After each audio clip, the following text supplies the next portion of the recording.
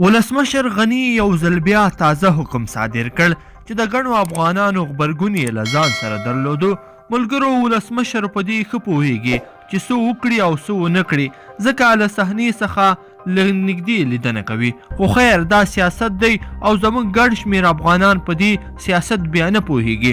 ملګرو، راځئ چې راپور وګورو ولې ولسمشر ادریس زمان له صحنې لرې کړ. ګرانو مینوالو، السلام علیکم، وخت مو په خیر. افغان ولسمشر محمد اشرف غني د تازه حکم له مخې هارون چخانسوري د ادریس زمان پر ځای د بهرنیو چارو وزارت د سیاسي معین او د دغه وزارت د نوي سرپرست په توګه ټاکل شوی دی. د ارګ څخه د یوې تازه خپرې شوې اعلامیې له مخې هارون چخانسوري به د نوي وزیر تر ټاکل کېدو پورې د دغه وزارت د سرپرست په توګه هم پاتې شي. خو په اعلامیه کې د نوي وزیر په اړه لا هم څه نه دي ویل شوي چې د ادریس زمان پر ځای به څوک وټاکل شي.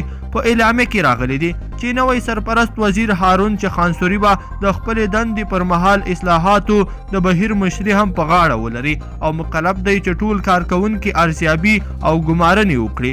د ارګ پر وینا ټاکل شوی سرپرست وزیر باید د 21مې پیړۍ سیاسي اقتصادي ضرورتونو ته په کتو په وزارت کې تشکیلاتو ته بیا له سره کتنه ورکړي.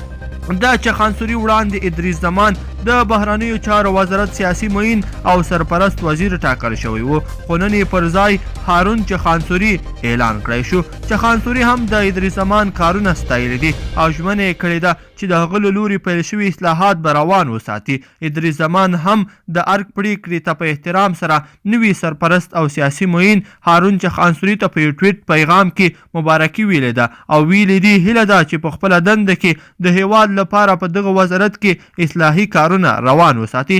د تیر 2019 کال د اکتوبر په 26مه نیټه د صلاح الدین رباني پر ځای د بهرنیو چارو وزارت سرپرست وزیر ادریس زمان ټاکل شوی و. ګرانو مینوالو، په دې هیله چې دغه ویډیو به مو راسره تر پایه پورې کتلی وي. که چیرې مو خوښه شوي نو در سره لایک کړئ او ملګرو سره یې هم ضروري شریک کړئ. تر بلې ویډیو پورې د لوی الله په امان.